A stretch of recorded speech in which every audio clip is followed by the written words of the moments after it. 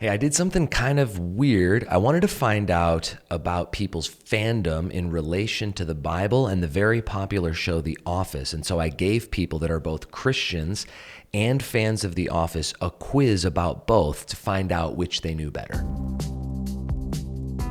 So welcome to this channel. So glad that you are here. Would love it if you would subscribe. Quick plug, YouTube tells me that 80% of people that watch this channel are not subscribed. I've got 2 free ebooks that are in the description box below. The print copies are gone, but I'd love to give you one of those copies of these Bible studies today.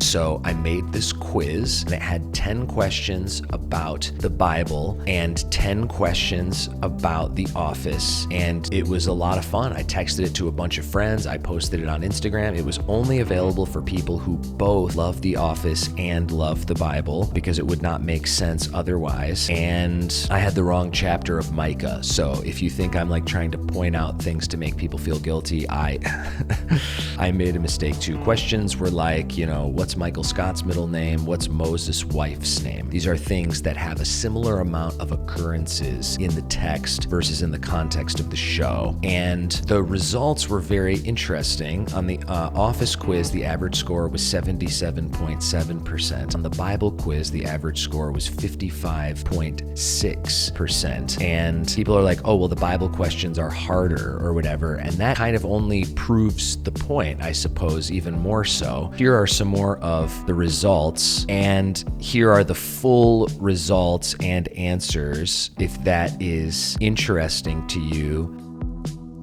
So I really like the show The Office. It is hilarious, and I have been watching it since I was in high school. And I also have been reading the Bible for my whole life, and I have been unable to get off this idea of fandom and how fandom affects how much people know, because the Bible and the show The Office are almost like eerily similar length. They're both about 90 hours long.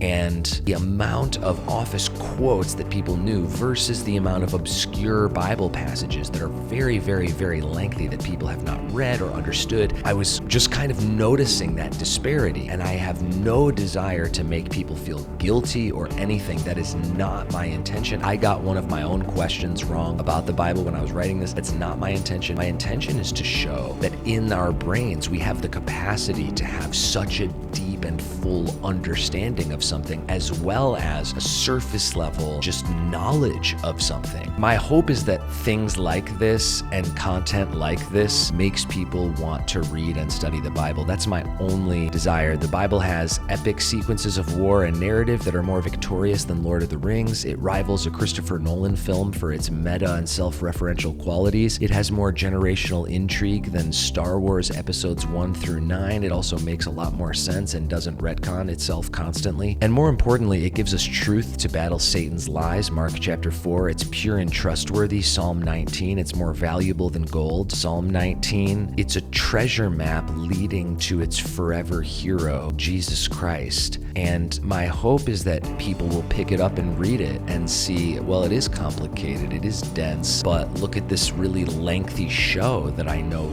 hundreds and hundreds and hundreds of quotes from. Fill in the blank for whatever is the thing that you really like, if you don't really like The Office or whatever. And I wanted people to hopefully see, hopefully you would see, that you do have the capacity in your brain to really deeply understand these things. That was it. I would love it if you would like, comment, subscribe, share. That would be awesome. Thank you guys for watching.